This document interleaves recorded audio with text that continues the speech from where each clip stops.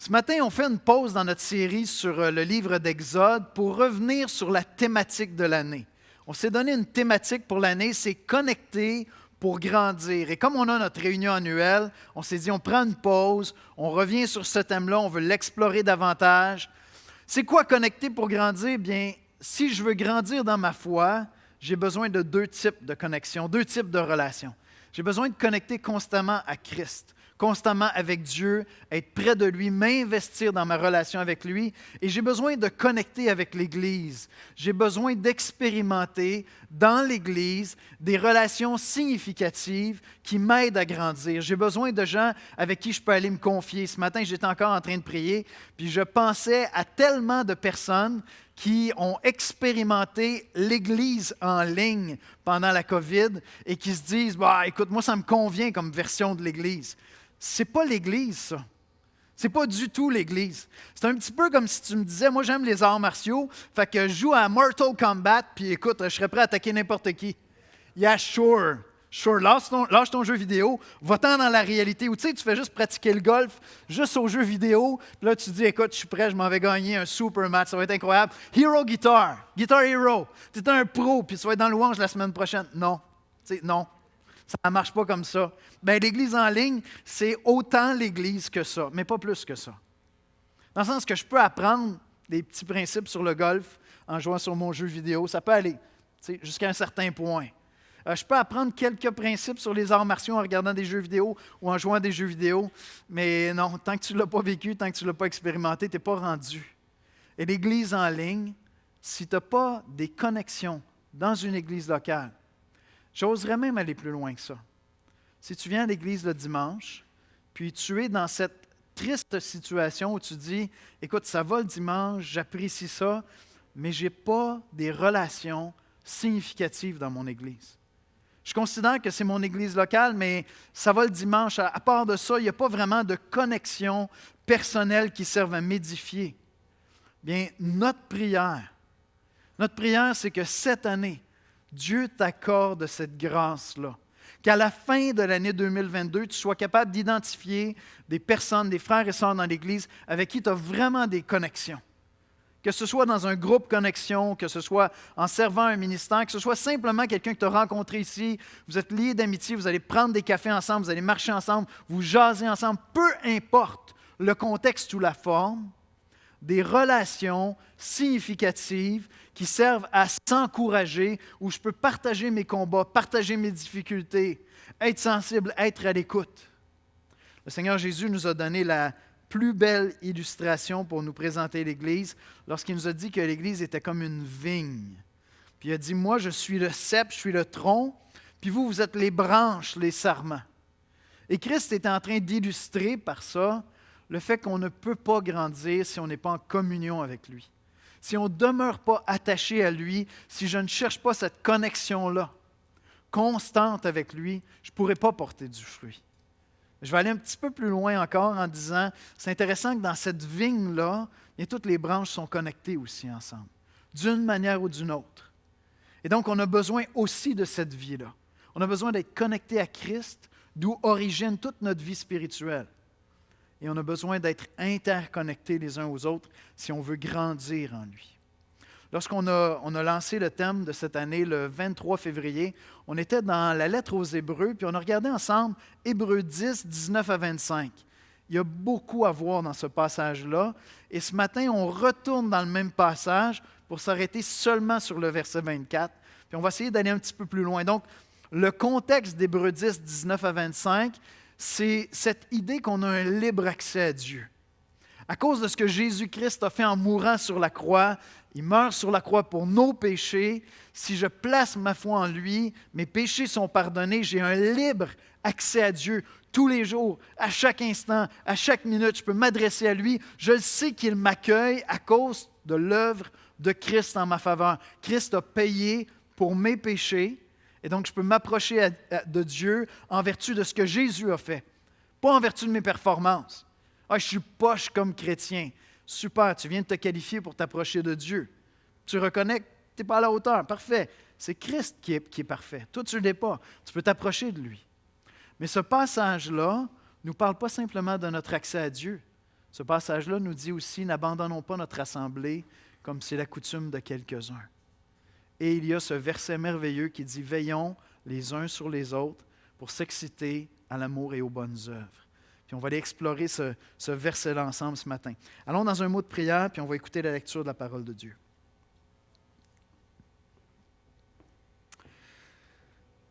Seigneur Jésus, tu nous as ouvert une voie pour s'approcher de toi, pour venir connecter avec toi et ton Père par la puissance de l'Esprit qui vient faire sa demeure en nous. Seigneur, hier, je suis allé marcher, je suis allé prendre une marche au parc, puis j'ai passé 40 minutes à parler avec toi, à te partager mes craintes, mes doutes, mes joies, à retrouver cette connexion avec toi où mon cœur vient s'apaiser parce que je prends le temps qu'il faut dans la prière pour commencer à prier vraiment. Ça m'a fait du bien. Je sais, Seigneur, que j'ai accès. J'ai accès à toi, Seigneur. Seigneur, l'Église, c'est aussi nos connexions entre nous. Tu sais, Seigneur, combien je suis tellement reconnaissant des relations que tu m'as données dans l'Église. Elles sont essentielles à ma maturité, à ma persévérance, à ma croissance. Je suis reconnaissant, Seigneur, de voir des centaines de personnes qui ont des relations comme ça significatives, où on peut prendre soin l'un de l'autre pour grandir. Et je suis conscient aussi, Seigneur, que plusieurs n'ont pas de telles relations. Et ils peuvent se sentir seuls au milieu de la famille de Dieu, au milieu de l'Église, Seigneur. Notre prière, c'est que tu nous donnes à chacun d'entre nous d'avoir des relations semblables, Seigneur, où on peut veiller, on peut prendre soin. Et je te prie, Seigneur, si quelques personnes ce matin sont ici, vont entendre l'Évangile, mais n'ont pas emprunté cette voie vers Dieu à travers toi, Jésus, viens ouvrir les yeux de leur cœur pour que ce que tu as accompli en leur faveur à la croix, Seigneur, devienne limpide et qu'ils s'approchent du Père par l'œuvre de Jésus-Christ. C'est en son précieux nom que nous te prions. Amen. Alors, le passage biblique de ce matin est tiré de Hébreux 10, au verset 19 jusqu'à 25, dans la nouvelle édition de Genève. Hébreux 10, au verset 19. Ainsi donc, frères, nous avons, au moyen du sang de Jésus, une libre entrée dans le sanctuaire par la route nouvelle et vivante qu'il a inaugurée pour nous au travers du voile, c'est-à-dire de sa chair, et nous avons un souverain sacrificateur établi sur la maison de Dieu. Approchons-nous donc avec un cœur sincère dans la plénitude de la foi, les cœurs purifiés d'une mauvaise conscience et le corps lavé d'une eau pure. Retenons fermement la profession de notre espérance, car celui qui a fait la promesse est fidèle. Veillons les uns sur les autres pour nous exciter à l'amour et aux bonnes œuvres. N'abandonnons pas notre assemblée comme c'est la coutume de quelques-uns, mais exhortons-nous réciproquement, et cela d'autant plus que vous voyez s'approcher le jour.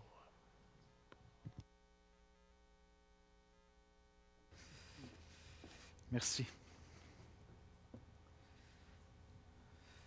Est-ce que vous connaissez l'expression « can't live with them, can't live without them » ? Vous connaissez ça? On ne peut vivre avec, on ne peut vivre sans. Hein? Les gars s'en servent pour parler des filles, les filles pour parler des gars. On ne peut pas vivre sans elles, mais on ne peut pas vivre avec elles. Moi, je pense que c'est vrai pour tous les êtres humains. On a tous des moments où c'est comme tu as un appétit, tu as besoin de voir des gens. Il y en a que c'est les grandes foules.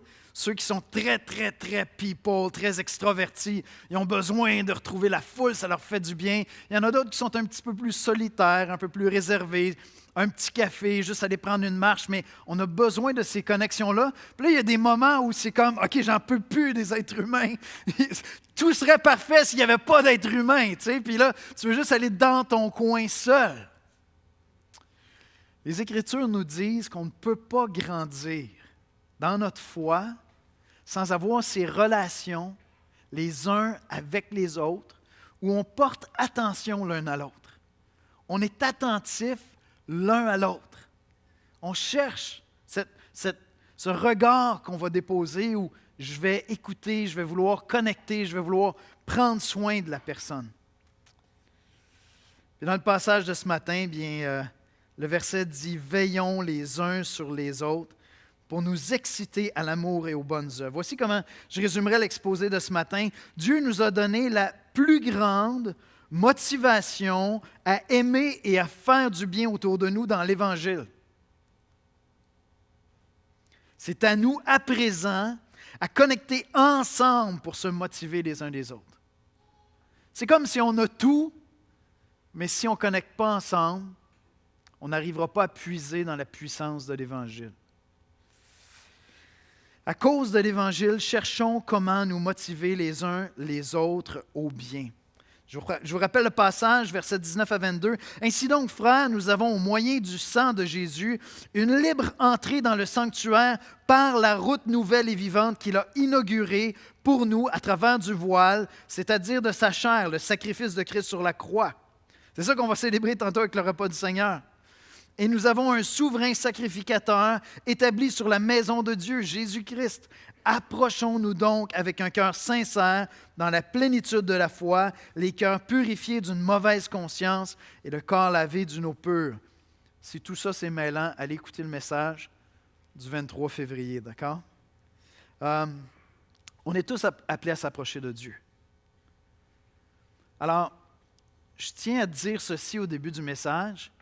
Si tu ne t'es pas approché de Dieu, si tu n'as pas tourné tes regards vers Christ, cet accès auprès de Dieu ne t'est pas assuré. Si tu n'es pas chrétien, ce n'est pas que Dieu n'entend pas tes prières.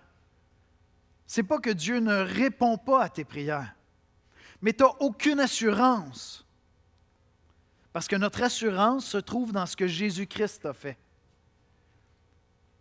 J'ai appris à connaître Dieu à travers ce que Jésus m'a fait connaître de lui et j'ai l'assurance que Dieu m'aime et que Dieu m'accueille à cause du sacrifice de Christ. Et pourquoi est-ce que je dis ça? C'est parce que tout ce qui va suivre aussi demande d'être sensible à ça. Il est dit de veiller les uns sur les autres, mais le contexte, c'est vraiment dans l'Église. Faites attention de vous attendre d'un ami qui n'est pas chrétien ou d'un enfant qui n'est pas chrétien de porter ces fruits-là. Assurez-vous d'être très gracieux puis vous concentrer sur le message de l'Évangile. Mais je t'invite, si tu n'as pas déjà embrassé la foi en Christ, il faut que tu explores l'Évangile. On se prépare à célébrer Pâques. Il faut que tu explores ce que Jésus est venu faire. C'est incomparable. Ce n'est pas pour parler en mal d'autres religions, simplement pour dire que personne dans aucune religion, sinon le christianisme, qui a compris que Dieu nous aimait au point de venir mourir sur la croix pour nos péchés. S'assurer que notre rapport avec Dieu est un rapport de grâce. Et je t'invite à te tourner vers Christ pour avoir ce libre accès à Dieu. Maintenant, ce que l'auteur nous dit ici, c'est qu'on est appelé à avoir des rapports les uns avec les autres, des relations intimes. Il nous dit que l'Église, ce n'est pas simplement écouter des messages, ce n'est pas simplement grandir en écoutant des messages, en venant à l'Église, en recevant de la louange. L'Église, c'est des relations. Dieu donne à l'Église des pasteurs pour enseigner la parole de Dieu. Dieu donne à l'Église des enseignants. Je peux écouter des messages, je peux écouter des podcasts. Maintenant, c'est infini. Je peux lire des livres. Mais ce que l'auteur de la lettre aux Hébreux est en train de nous dire ici, c'est qu'on a besoin des relations où on jette un regard l'un sur l'autre, de compassion, de grâce, pour s'encourager, pour s'exciter, pour se stimuler à l'amour et aux bonnes œuvres. J'aimerais ça vous lire simplement quelques lignes d'une introduction d'un excellent livre. Si vous n'avez pas lu ça, prendre soin les uns des autres. À notre table de livres, on l'a régulièrement, mais ça vous aide à comprendre un peu c'est quoi les relations. Puis comment on cherche à prendre soin les uns des autres, puis qu'est-ce qu'on a en tête lorsqu'on parle de connecter les uns avec les autres. Ed Welch dit « Notre appel consiste à nous occuper mutuellement de nos âmes. Nous voulons présenter nos problèmes au Seigneur et les uns aux autres. » Donc pas seulement à Dieu, mais les uns aux autres. Ainsi, l'Église sera fortifiée et la sagesse et l'amour seront présentés au monde. Or, puisque nous faisons tous face à des difficultés personnelles, nous pourrions être tentés de laisser des personnes plus qualifiées, des experts, c'est le terme à la mode depuis quelques années, des experts s'occuper des problèmes des autres. Cependant, le royaume de Dieu opère d'une manière inusitée. En effet, ce sont les humbles et les faibles qui y accomplissent la part la plus considérable du travail pastoral. Dans Éphésiens 4, versets 11 à 13, on lit ceci. « Jésus a donné les uns comme apôtres, les autres comme prophètes, les autres comme évangélistes, les autres comme pasteurs et docteurs pour le perfectionnement des saints en vue de l'œuvre du ministère et de l'édification du corps de Christ, jusqu'à ce que nous soyons tous parvenus à l'unité de la foi et de la connaissance du Fils de Dieu. » Il dit qu'il a donné les pasteurs afin d'équiper l'Église à faire l'œuvre du ministère. Les bergers, les enseignants font l'œuvre du ministère, c'est vrai. Ils nous forment aussi pour accomplir la même tâche. Il semble que Dieu prenne plaisir à se servir de gens ordinaires qui, au moyen de gestes d'amour ordinaires, deviennent les principaux acteurs dans la croissance en maturité de son peuple. Si un chrétien met sa confiance en Jésus et non en lui-même, s'il se sent faible et incompétent, c'est alors qu'il est qualifié pour cette œuvre. Il est appelé. Et c'est de ça qu'il est question dans ce verset-là, où on est appelé à veiller les uns sur les autres, à prendre soin les uns des autres. Cherchons activement comment nous motiver les uns les autres. Puis des fois, je ne suis pas heureux avec la traduction qu'il y a dans ma Bible. Le passage dit « Veillons les uns sur les autres pour nous exciter à l'amour et aux bonnes œuvres ». Une version anglaise est plus près du texte grec en disant « And let us consider how to stir up one another to love and good work ». Le mot qui est là pour veiller, dans notre oreille à nous, ça peut sonner comme surveiller. Moi, je suis en train de veiller sur toi, là. Je te check. T'es mieux de marcher dans l'amour puis faire des bonnes œuvres. Je veille sur toi. Mais le mot qui est là, ce n'est pas ça qu'il représente. En fait, dans la lettre aux Hébreux, on a le même mot. Plus tôt dans la lettre, je vais vous le lire dans Hébreux 3, verset 1. « C'est pourquoi, frères saints qui avaient part à la vocation céleste, considérez l'apôtre et le souverain sacrificateur de la foi que nous professons. » Il est en train de parler de Jésus. Je vous le relis, d'accord? Puis essayez de comprendre ce que le mot « considérer » veut dire ici. « C'est pourquoi, frères saints qui avaient part à la vocation céleste, considérez l'apôtre et le souverain sacrificateur de la foi que nous professons. » C'est ce mot-là qui est là pour veiller. Ça veut dire quoi? Ça veut dire examiner, réfléchissez, tournez ça dans toutes les directions, méditez sur l'œuvre de Christ pour nous. Littéralement, c'est ça. Considérez. Alors, si j'avais une traduction personnelle pour le verset qu'on regarde ce matin, je dirais « Cherchons comment nous motiver les uns les autres à aimer Dieu et notre prochain, à faire le bien. » L'idée, c'est quoi? L'idée, c'est de porter attention. L'idée, c'est d'être attentif à l'autre. Puis l'image qui me venait à l'esprit, c'est quand tu as des jeunes enfants, ça demande toute ton attention. Tu veux les stimuler à apprendre à devenir autonomes. C'est ça que tu veux faire, hein? Il y a toutes sortes d'étapes dans l'autonomie, je n'irai pas dans trop de détails. Mais tu sais, il y a des étapes, quand les enfants les franchissent, les parents sont vraiment contents. Puis, la première chose que tu réalises quand tu arrives à ton deuxième enfant, tu te dis, OK, il n'y a pas de recette pour cette affaire-là.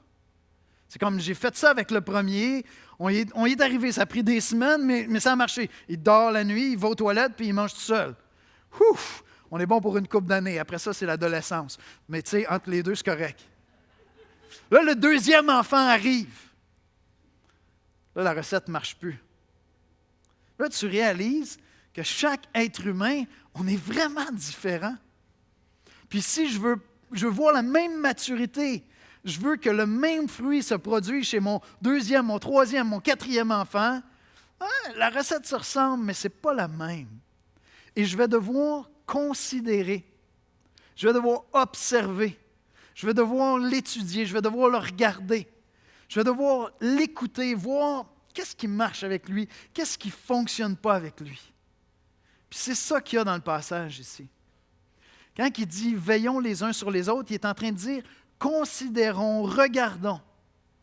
Et pas comme si j'étais au-dessus de quelqu'un, parce que c'est les uns les autres. Ce que l'auteur de la lettre aux Hébreux est en train de dire ici, c'est qu'il ne suffit pas d'écouter des messages, il ne suffit pas de lire des bons livres, il ne suffit pas d'écouter des podcasts. Il faut que tu sois suffisamment en relation avec quelqu'un pour qu'il apprenne à te connaître dans ta personnalité à toi. Puis là, cette personne-là va pouvoir apprendre à te regarder, à te connaître, puis dire « lui, je le connais, puis aujourd'hui, il ne file pas. » Son visage me dit, il y a un gros sourire, mais je sais que derrière le sourire, il y a quelque chose d'autre. Ça fait assez longtemps qu'on se connaît, ça fait assez longtemps qu'on s'examine. Pas qu'on se surveille, qu'on considère, qu'on s'étudie, qu'on apprend à se connaître. C'est vraiment ça l'objectif. Et le but derrière ça, c'est de pouvoir se motiver. Le mot qui est là en grec parle d'exciter littéralement. C'est paroxysme qui est là en grec. Le paroxysme de quelque chose, c'est le top. Mais on est là je suis là, je t'étudie, je te regarde aller, puis je vois bien que tu ne files pas aujourd'hui. Ou il y a quelque chose, il me semble, là, qui cloche. Je te connais. Puis on dirait que tu n'as plus la flamme. Tu n'as plus la même passion pour Dieu. On dirait que tu es triste. Je te sens triste. Puis mon but, c'est quoi? C'est de t'exciter à l'amour et aux bonnes œuvres. C'est vraiment pas l'idée de surveiller. Cette idée-là de veiller les uns sur les autres pour s'exciter à l'amour et aux bonnes œuvres, c'est très facile de glisser dans surveiller, checker, irriter. Encore une fois, si vous avez des enfants, vous savez comment facilement, tu veux bien faire. Tu veux bien faire, puis là, tu es un peu insécure, puis tu ne sais pas quelle direction il va prendre. Puis là, chaque fois qu'il pourrait faire quelque chose, tu interviens, tu sais. Puis finalement, tu es en train de te faire surveiller. Est-ce qu'il y a quelque chose de plus démotivant dans la vie que de se faire checker? Tu sais, quand quelqu'un dit « Ouais, je te regarde, je pense que ce serait bon que tu recommences à faire du sport. » T'as-tu pensé à couper le sucre un petit peu? La COVID, ça a été rough, hein? Une fois, c'est correct, tu sais. Mais si à chaque fois que tu croises la personne, tu as le même commentaire, ça ne sera pas long qu'il n'entend plus rien. En fait, tout ce qu'il entend, c'est « Regarde, je pense qu'on va se revoir dans 2 mois. » On peut s'écarter nos langues. J'ai moins de temps de ce temps-ci pour qu'on se voit. Je n'ai pas vraiment de temps pour entendre ces sermons-là. C'est très facile de glisser, hein? Ça vient du même endroit. Le motif est le même. Je veux t'encourager, je suis inquiet, je suis préoccupé, je veux te passer un message. Bien, je répète le même message tout le temps. Puis, c'est pas que surveiller ne fonctionne jamais. La surveillance policière a une certaine efficacité. Je veux dire, nos routes, ça va? C'est rare quand même qu'il y a quelqu'un qui passe à 180 à côté de toi. Surveillance policière, tu sais. Donc, surveiller, ça a sa place. La loi a sa place. Mais te motiver à l'amour puis à faire le bien avec générosité. C'est ça, des bonnes œuvres, ça vient à quelque part d'un bon fond, puis je suis en train de faire du bien, puis faire du bien, puis faire du bien. Surveiller, ça ne marche pas tellement, tu sais. Ouais, hein, je vois que tu n'aimes pas tellement le Seigneur. Tu n'as pas de l'air très, très fidèle dans ton culte personnel. Aïe, aïe, tu viens de le motiver solide, là. Il a vraiment le goût. Écoute, il faut que tu aimes ton frère. Tu sais, des parents là, qui se fâchent. Tu sais, quand tu le fais gentiment, gentiment, ça ne donne pas de résultat, tu pètes une coche. Là, tu viens de le motiver à l'amour, à fond, là, à fond, là. Ça ne fonctionne pas. Donc, ce n'est pas de surveiller les uns les autres, c'est de porter attention afin de stimuler, d'encourager à l'amour et aux bonnes œuvres. Et notre prière, c'est qu'à l'espoir, tout le monde ait des relations de ce genre-là. Que tout le monde puisse dire, je suis en train de t'écouter Yannick, puis moi je pense à lui, je pense à elle, je pense à lui, dans mon groupe Connexion, dans un ministère, lorsqu'on est en train de servir, lorsqu'on va prendre une marche, lorsqu'on va prendre un café, à la jeunesse, peu importe le contexte. Mais dans l'Église locale, pour que cette Église soit ton Église locale, concrètement, là, ça veut dire qu'il y a des relations comme ça qui sont là. Où il y a des gens que tu le sais qui t'ont à l'œil, mais tu le sais que ce n'est pas pour te checker. C'est parce qu'ils t'aiment, puis ils sont attentifs. Puis là, ils disent, il me semble que tu n'as plus l'étincelle. On On va-tu prendre un café ensemble? Veillons les uns sur les autres pour s'exciter, pour se motiver. Et ça demande d'être attentif, ça demande du temps. Ça ne se fait pas comme ça. Il faut que j'ai du temps de disponible pour apprendre à te connaître. Puis on est tous différents. Puis il y a des choses qui vont en motiver un autre, puis l'autre, ça va tellement le démotiver. Il y en a qui sont stimulés par ça, puis d'autres, écoute, ça les refroidit. Il y en a qui ont besoin juste que tu leur donnes un conseil. Là, ils passent à l'action. Il y a des gens qui écoutent les messages, là, si je n'ai pas 3 call to action à la fin du message, ils disent « Ouais, je ne sais pas, il n'y avait pas grand-chose un matin. » Il y en a d'autres, si tu fais juste ça, ils disent « Écoute, c'est juste des choses à faire. Moi, j'ai besoin comme d'être en amour avec Jésus et de dire « Il est merveilleux. » On est tous différents. Puis dans un exposé biblique, dans une prédication, bien, à quelque part, tu es là, tu te prépares, tu te dis, OK, Seigneur, il faut que j'atteigne tout le monde. Non, ça se passe dans les relations, ensemble. Est-ce que tu as des relations comme ça dans l'Église de l'Espoir? Si c'est ton Église locale, je prie, je supplie Dieu que tu aies des relations semblables. Si tu n'en as pas, ce n'est pas la fin du monde. On va prier pour que tu en aies. Qu'il y ait des relations comme ça qui se développent. Parce que c'est extrêmement précieux. Personnellement, là, j'ai des dizaines de relations comme ça dans l'Église. Il y en a qui sont plus près, qui me voient plus souvent. Ils me piffent avant que j'ouvre la bouche. Il y en a d'autres, ils ne me connaissent pas encore à ce point-là, mais ils viennent. Ils viennent pour prendre soin, ils viennent pour connecter. C'est tellement précieux. Tellement précieux. Et le but de ça, c'est de s'exciter les uns les autres à l'amour et aux bonnes œuvres. Motivons-nous à l'amour de Dieu et des gens. Puis évidemment, dans le contexte, le motif absolu, quand tu veux encourager quelqu'un à ranimer son amour pour Dieu et les gens autour de toi, le contexte est clair, c'est l'Évangile. C'est toujours de revenir à l'Évangile. C'est pour ça qu'on cherche à être une Église qui est émerveillée par l'Évangile de Jésus-Christ. C'est le motif absolu. C'est le motif absolu pour aimer Dieu, c'est le motif absolu pour aimer mon prochain. Entre Dieu et moi, il y a l'Évangile de Jésus-Christ. Et entre toi et moi, il y a l'Évangile de Jésus-Christ. Puis quand l'Évangile est là au centre, cette motivation-là vers l'amour, vers la grâce, à pardonner, à s'aimer, à être charitable, à remettre tous les compteurs à zéro et dire on avance ensemble. Quand l'Évangile est là entre toi et moi, c'est la même chose que lorsque l'Évangile est là entre Dieu et moi. Je suis motivé, c'est le motif par excellence. C'est l'Évangile. Dans Jean 13, versets 34-35, Jésus dit, « Je vous donne un commandement nouveau. Aimez-vous les uns les autres comme je vous ai aimé. Vous aussi, aimez-vous les uns les autres. À ceci, tous connaîtront que vous êtes mes disciples si vous avez de l'amour les uns pour les autres. » C'est l'amour de Christ pour nous qui est notre motif pour aimer Dieu et pour aimer notre prochain. On revient toujours là. Je reviens toujours à l'Évangile. Le matin, quand je me réveille, je me retourne à l'Évangile. Quand mon cœur s'en va ailleurs, j'ai un frère qui m'accroche et il me dit « Yannick, il me semble que l'Évangile est plus au centre de ta vie. Ah. » C'est le motif par excellence. Et ce qu'on cherche à exciter, à produire dans la vie les uns des autres, c'est vraiment l'amour. On ne cherche pas à produire des chrétiens qui suivent le pattern, qui se comportent comme des chrétiens. On ne cherche pas à produire des comportements. On cherche à éveiller l'amour. C'est intéressant, dans Romains 12, versets 9 et 10, l'apôtre Paul dit que l'amour soit sans hypocrisie.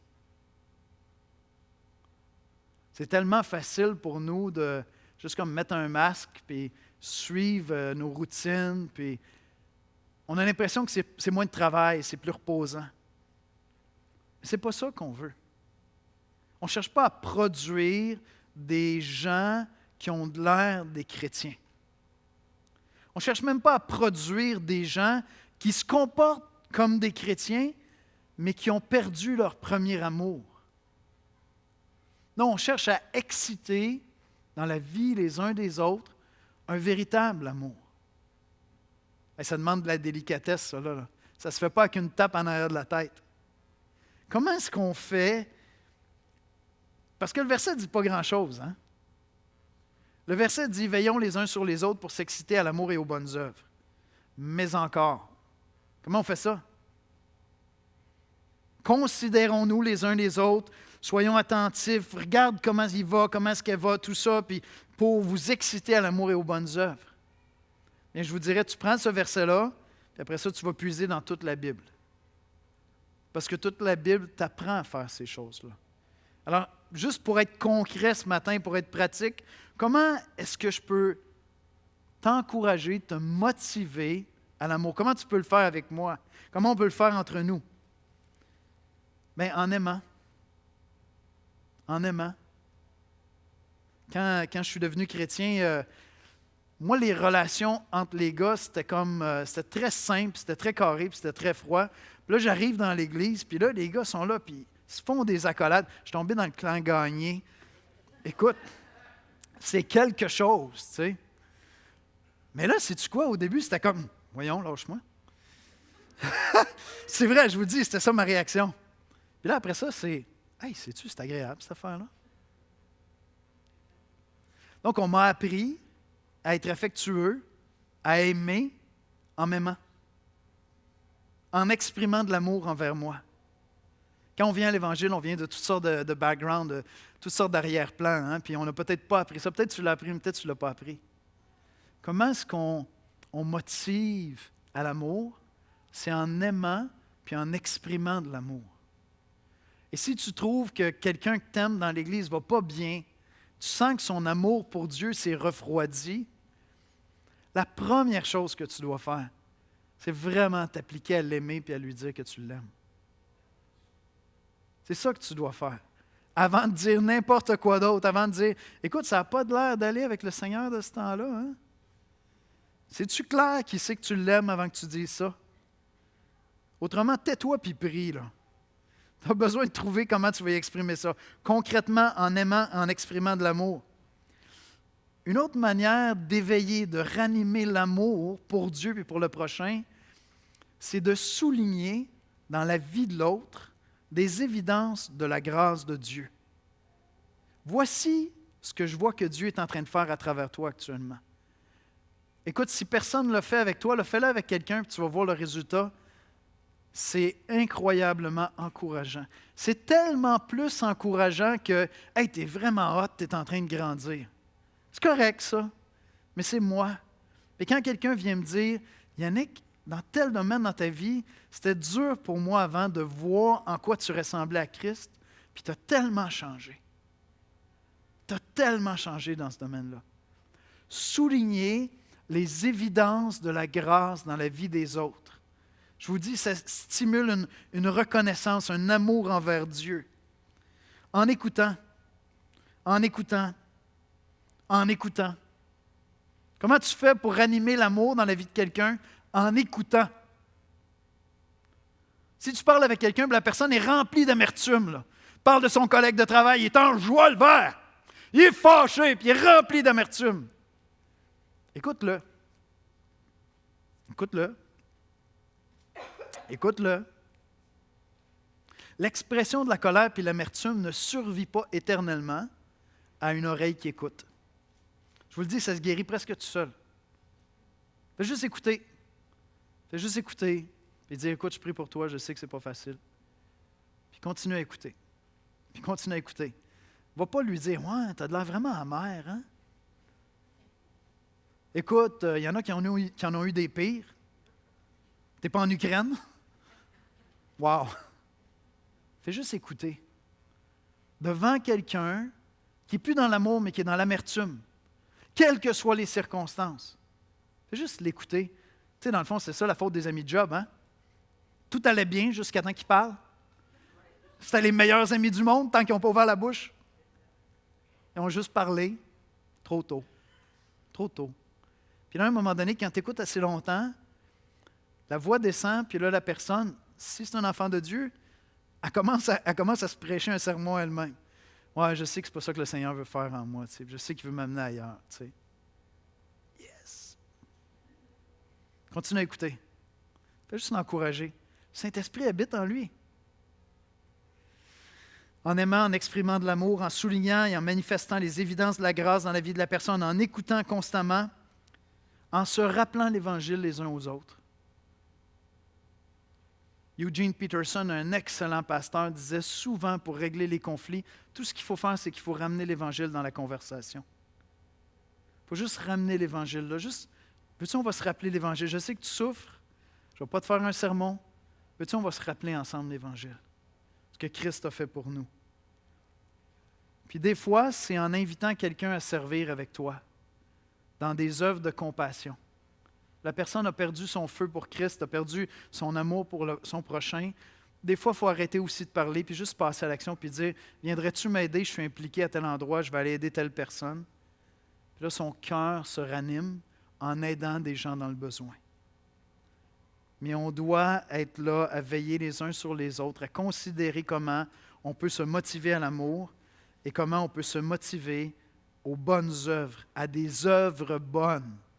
Pas dans le but de gagner notre ciel, parce que notre ciel a été gagné par Christ. Et c'est l'amour qui dépasse les bonnes intentions. Le christianisme me semble très, très, très hypocrite quand il n'est pas accompagné d'œuvres bonnes. Mais je vais aller plus loin que ça. Je pense que le christianisme est très hypocrite quand il n'est pas accompagné d'œuvres bonnes. Il y a un passage qui est un petit peu hors contexte. Vous viendrez me dire que c'est hors contexte, c'est correct. Dans 2 Corinthiens 8, versets 11 à 13, on lit ceci. C'est l'apôtre Paul qui est en train de parler parce que les Corinthiens avaient exprimé le désir de donner pour aider des gens qui étaient dans le besoin et tout ça. Puis il dit ceci, « Achevez donc maintenant d'agir afin que l'accomplissement, selon vos moyens, réponde à l'empressement que vous avez mis à vouloir. La bonne volonté, quand elle existe, est agréable en raison de ce qu'elle a à sa disposition. » Fait que les bonnes intentions ne suffisent pas. Je ne vais pas promettre des choses que je ne peux pas livrer, entre autres mots, c'est ça qui est dit. Mais les bonnes intentions ne suffisent pas. Hey, je vais prier pour toi. Hein? Oh, mais il y a peut-être besoin que tu ailles l'aider, tu sais. Alors, on est appelé à s'encourager à passer à l'action. À l'amour, qui est le vrai motif, on ne veut pas de bonnes œuvres ou d'œuvres bonnes sans amour, mais vraiment à passer à l'action, vraiment à être concret. Vous savez, lorsqu'on a partagé ce que certaines familles ukrainiennes sont en train de faire pour aider des gens de leur famille, de leur église, tout ça s'en venait, qu'est-ce que ça a produit en vous quand on a partagé ça? Vous allez dire, c'est extraordinaire. Oui, mais c'est une situation extraordinaire. On parle d'une guerre. Là. D'accord? Mais ces œuvres-là qu'ils sont en train de faire, ça fait quoi en vous? Ça nous stimule, ça nous inspire, à notre tour, à faire de bonnes œuvres qui vont porter le parfum de Christ.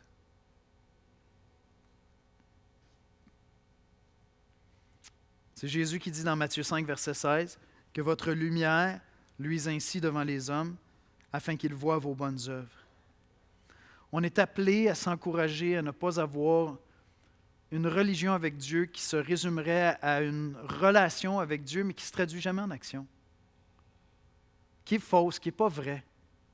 Ce n'est pas vrai parce que c'est juste du bout des lèvres qu'on aime, mais quand il y a un prix à payer pour aimer, on n'est pas prêt à le faire.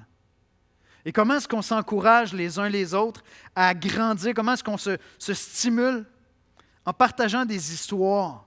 En partageant des histoires d'œuvres bonnes. Quand on vous a partagé ce que ces familles-là sont en train de faire, mais tout le monde a le goût de le faire.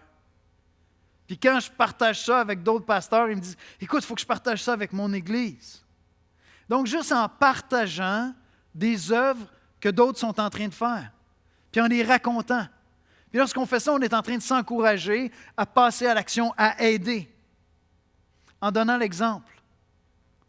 Vous ne voulez pas que vos enfants soient des petits religieux. Assurez-vous que vos actions sont à la hauteur de ce que vous dites avoir comme amour pour Dieu. En donnant l'exemple. C'est tellement inspirant. Ce matin, je vais terminer en vous donnant plein d'exemples dans l'Église. Je vais nommer un paquet de monde ce matin, puis je vais donner des exemples, puis vous allez voir comment c'est inspirant. En célébrant des œuvres extrêmement banales. Quand on pense à des bonnes œuvres, on dirait qu'on pense toujours aux choses extraordinaires. Il faut apprendre à célébrer des choses très, très banales du quotidien. Dans le fond, ce que l'auteur de la lettre aux Hébreux est en train de dire, il est en train de dire, fais des œuvres que tu n'aurais pas faites avant de connaître Christ. Et donc, ça peut être extrêmement banal, mais il faut les souligner. Puis enfin, en invitant des gens à nous aider. Une des plus belles manières que tu peux le faire, c'est en invitant des gens à t'aider. J'ai déjà partagé avec l'Église, puis je vais demander aux musiciens de venir me rejoindre à l'avant. J'ai déjà partagé avec l'Église l'année où je me suis converti, 18-19 ans, ma femme vous le dira. Mes parents partaient en mission court terme à l'île de la Réunion. Ils étaient un petit peu insécures, je pense, avec le fait que « es-tu sérieux? Ça va-tu bien se passer? On part plusieurs mois. » Donc, qu'est-ce qu'ils ont fait? On avait Gibec qui venait à l'époque. C'était un groupe missionnaire avec des jeunes du Québec qui allaient de ville en ville. Puis là, ils ont dit, nous autres, on veut avoir un Gibécois chez nous. Là, j'ai passé quelques semaines avec Jean-Paul Gagné. On s'est liés d'amitié. Puis mes parents m'ont appris, c'est ça la vie chrétienne. Tu viens de te convertir, regarde, nous autres, on part en mission. Puis toi, tu vas accueillir un missionnaire. Puis tu vas aller faire de l'évangélisation avec eux. Là, Jean-Paul m'invitait à aller avec eux faire de l'évangélisation. On allait dans les parcs, on allait annoncer l'Évangile. Invitez quelqu'un à faire des œuvres bonnes avec vous. Alors, j'aimerais ça terminer ce matin en vous partageant des gens qui m'édifient, qui m'encouragent. Madeleine Bérubé. Si vous ne la connaissez pas, puis vous avez le goût d'être écouté, allez voir Madeleine. Juste avec ses yeux, vous savez déjà que vous allez pouvoir parler. Madeleine sait écouter. Suresh, qui sert à la technique alors qu'il est encore en train d'essayer de démêler le français. Je veux dire, il parle indien, je ne sais pas quel dialecte, je ne veux pas t'insulter, Suresh. Il parle l'anglais très, très bien, mais le français, il est en train de l'apprendre, puis il fait des progrès. Mais il se servait alors qu'il n'y avait aucune maîtrise du français. Josué puis Timothée Marcil, qui servent à la technique, qui viennent nous aider, puis ils sont en train de servir des modèles pour moi. Florence Richard, qui est des fois à l'accueil, puis qui nous salue. Quel que soit ton âge, tu es là, puis ça nous fait du bien, ça m'inspire. André Larue, qui après avoir été 23 ans secrétaire empoché à l'Église de l'Espoir, vient tous les vendredis faire du bénévolat pour faire du secrétariat. C'est quand même incroyable. Gilles Berthiaume, qui, malgré ses défis de santé extraordinaires, accompagne des gens sur Internet pour les aider à comprendre l'Évangile, à cheminer dans leur foi. Léa Hamel, qui trimballe toute sa marmaille, puis je la vois tellement aimer ses enfants, puis tu le vois que c'est une maman qui, c'est ça sa mission, est en train de prendre soin de ses enfants. Voyez-vous comme c'est simple, mais comme c'est inspirant? On est appelé à l'Église de l'Espoir à connecter ensemble pour grandir. Puis on a besoin de relations où on n'est pas en train de se checker l'un l'autre, mais on est en train de se considérer, de regarder l'autre, de connecter ensemble pour que j'apprenne à te connaître puis de dire, toi, tu as besoin d'encouragement de ce temps-ci. Puis je veux le faire, je veux venir te motiver à te rapprocher de Dieu puis à faire des œuvres bonnes pour la gloire de Dieu. Et si tu n'as pas des relations comme ça, bien Dieu va répondre à nos prières. Joins-toi à nous dans la prière, puis Dieu va t'en donner. Parce qu'il y en a des centaines ici à l'Église de l'Espoir, des relations comme ça. Puis si tu en as, chéris-les, puis va remercier les gens qui ont cet impact-là dans ta vie. C'est tellement précieux pour grandir ensemble. On va prier. Seigneur Jésus, on vient dans ta sainte présence, on se prépare à prendre le repas du Seigneur. C'est le plus grand témoignage d'amour qu'on pouvait avoir. C'est l'inspiration, la motivation absolue. C'est ton œuvre à toi, Jésus. Seigneur, je veux te prier pour l'espoir où moi j'ai le privilège de grandir depuis 30 ans, puis d'être aimé, puis d'avoir des amitiés dans la foi, des relations qui me stimulent, qui me challengent, qui me motivent. Des relations gracieuses où gentiment on me ramène à l'Évangile, avec beaucoup d'écoute, avec beaucoup de grâce, Seigneur. Et notre prière, c'est que tout le monde ici vive ça. Que personne soit laissé pour compte parce qu'il serait malhabile, parce qu'il serait maladroit. Seigneur, viens donner à chacun des relations semblables. C'est ton plan à toi, c'est là dans ta parole. Veillons les uns sur les autres. pour s'exciter à l'amour et aux bonnes œuvres. C'est dans ton plan, Seigneur. Alors entends nos prières et que cette Église soit remplie de telles connexions, Seigneur, qui vont nous garder vraiment focusés sur toi, Seigneur, à te regarder toi, à t'aimer toi, Seigneur, puis qui vont nous garder à te servir. Merci, Seigneur Jésus. Amen. Amen.